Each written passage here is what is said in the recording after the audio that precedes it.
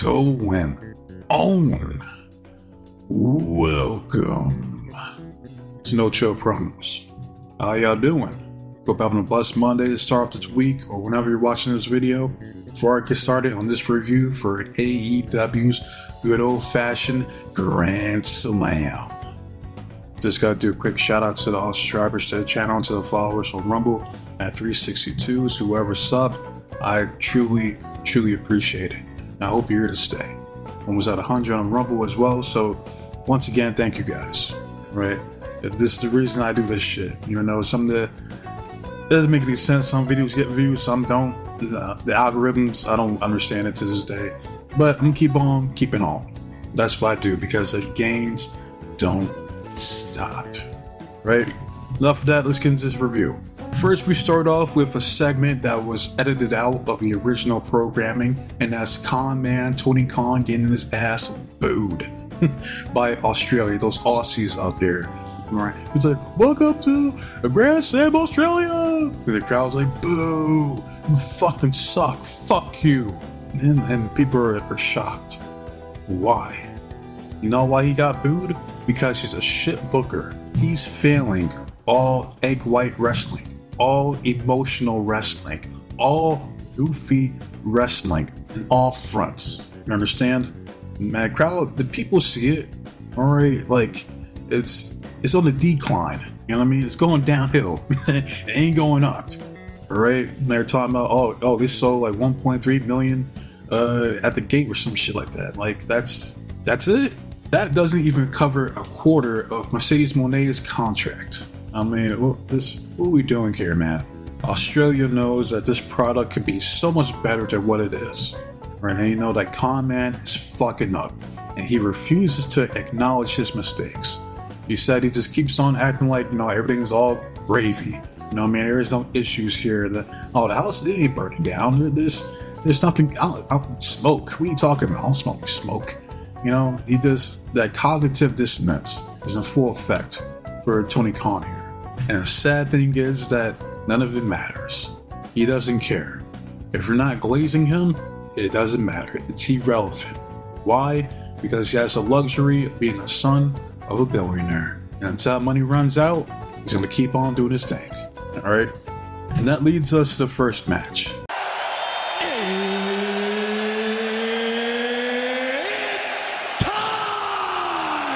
Tag team match. We have the reigning, defending, undisputed AEW International and New Japan Pro Wrestling's never open weight champion, the Alpha, Konosuke Takeshita. He's teaming up with the Proto Star, aka Isaac Frost, aka Timu Randy Orton, aka David Bowie, aka Kyle Fletcher from the Don Callis family. They're going up against everybody's favorite Assassin's Creed, Mr. Bruv, Will Ospreay, and Mr. Kenny Elden Ring Omega, who got his Elden Ring theme song back, gave this man pyro. So you already know off rip, he's going over. Right? And just is that simple. So therefore, I can't really get into this match.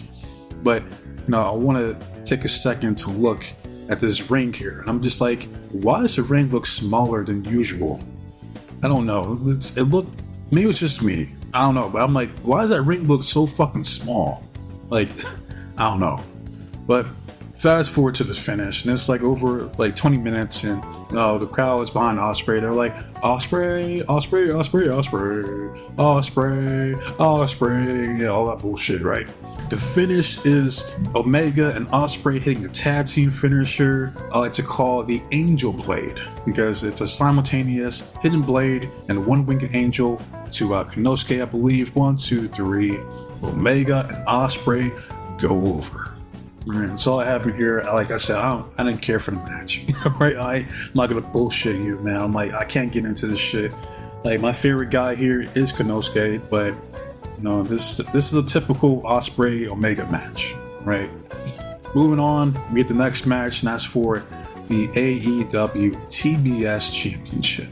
Right? I don't know if her other titles were on the line. I don't think so, but we have the challenger, Carly Cameron, you know, who is the hometown hero here. She had a good segment on Dynamite. I didn't get to cover it, but I didn't know she was fluent in Japanese.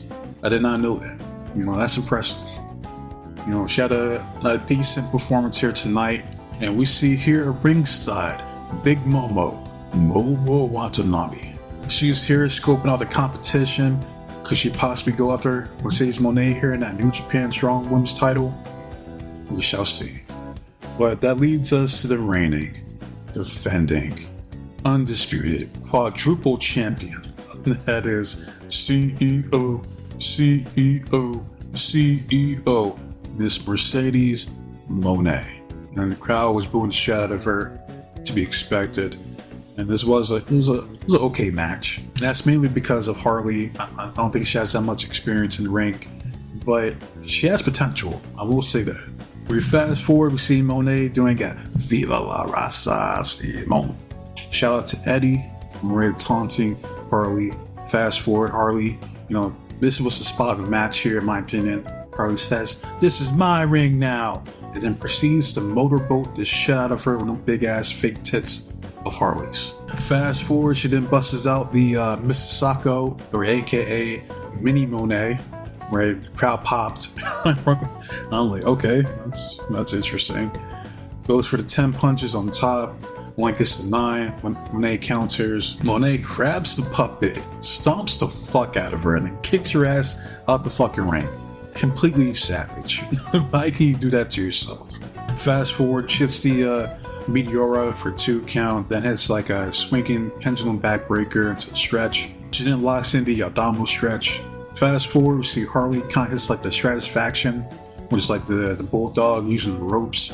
Mercedes then hits the Three Amigos, and we see Harley hits kind of like a pump handle belly to back suplex. Like, that was her best move in the match, in my opinion. That was nice. Moné hits the backstabber. Harley rolls out the ring. She gets Mini Moné. The crowd popped.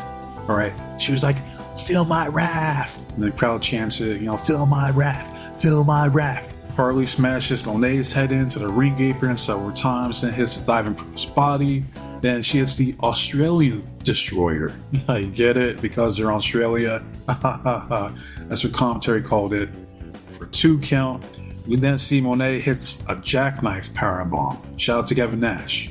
Then hits the Meteora again for 2 count. Now we see Harley. She goes for a crucifix pin.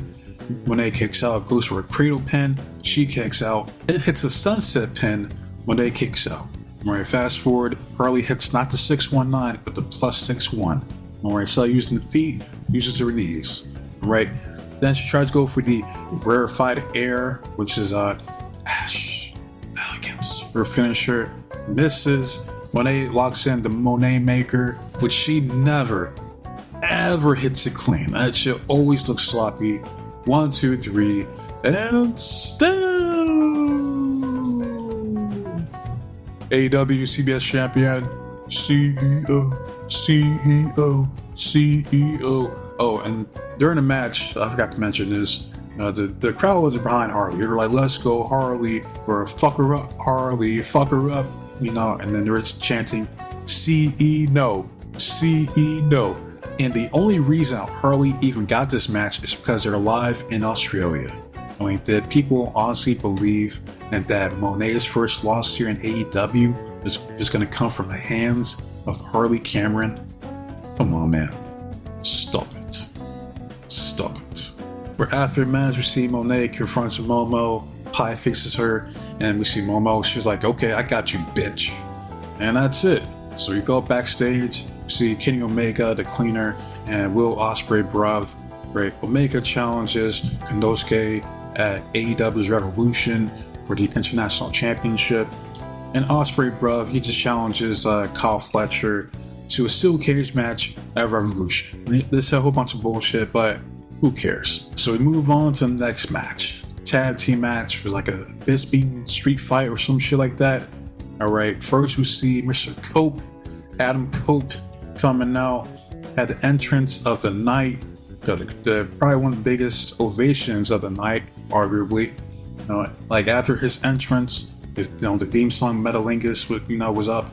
The crowd kept singing. They sang the entire chorus. Undefeated since returning from that injury. at Double or Nothing in May of last year.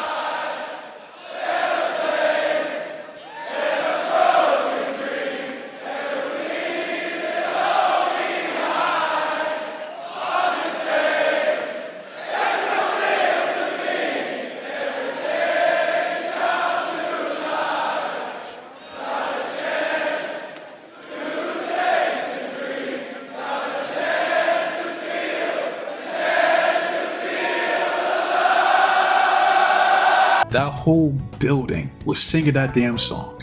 Alright, and I see people bitching about it online. I'm like, for fucking what? Why are you complaining? Right? Those people paid to go see Cope, Mr. can't even call him Edge. They paid to go see this band because this might be the last time they get to see him live. You understand? Like, I'll be surprised if Mr. Cope re-signs with AEW. Right? So this is it. So I don't blame him. Enjoy the moment. And that's exactly what they did. We then see Mr. J. Caucasian, Switchblade coming out, and I'm not a fan of his theme song. I never have been. Like the whole by order, the Bang Bang Gang. That theme song is so much better, man. Like, it's not even close to my opinion. Some people like that shit. Some people don't. I'm the ones that do. But I digress. We then see the Rough Riders coming out, crowd booed, you know. Got Claudio Castagnoli out there looking like a Mortal Kombat character. And I'm going to fast forward to the finish because this match was predictable. Alright, you see Edge, my bad, Cope, Mr. Cope. He's getting ready for that concerto to Moxley here using a barbed wire steel chair. You see the jobber that is Will Yuta gets involved. You see Maria Shafir cracks open like an Edge's head, that little briefcase. You then see Claudio hits the neutralizer, and then Moxley locks in Bulldog choke, puts his ass to sleep.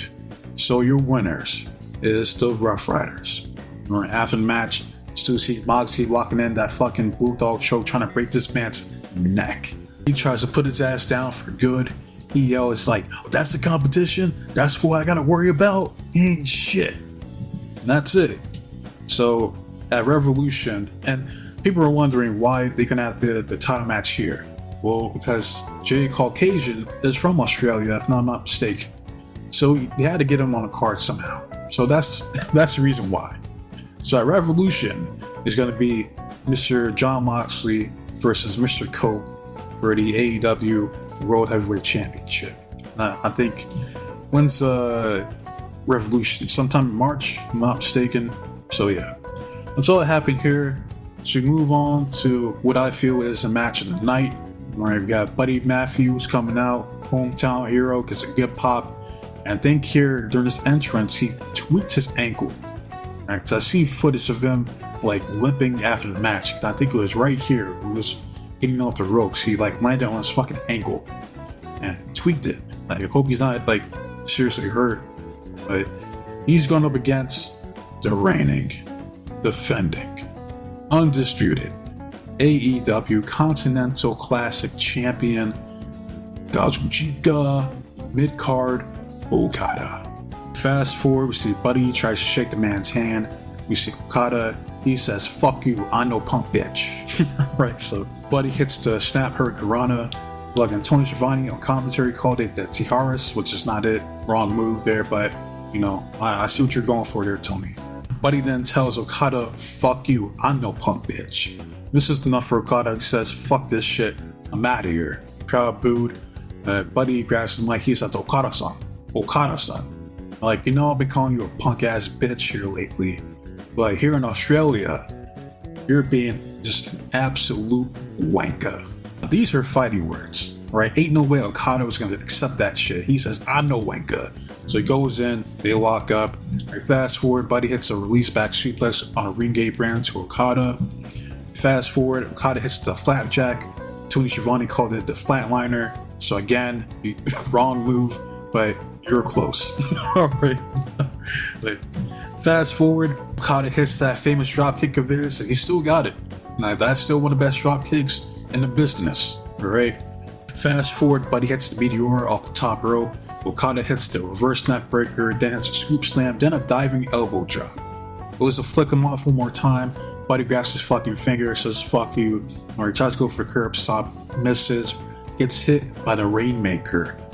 1, 2, he kicks out. Okada is in complete disbelief. Crowd pops. Buddy then hits the curb stomp the second time, gets a 2 count. Then hits Murphy's the Law. Then we see Okada gets his fucking foot on the rope. And the crowd booed. They're like, bullshit, bullshit, bullshit. Which I agree, that should be the finish.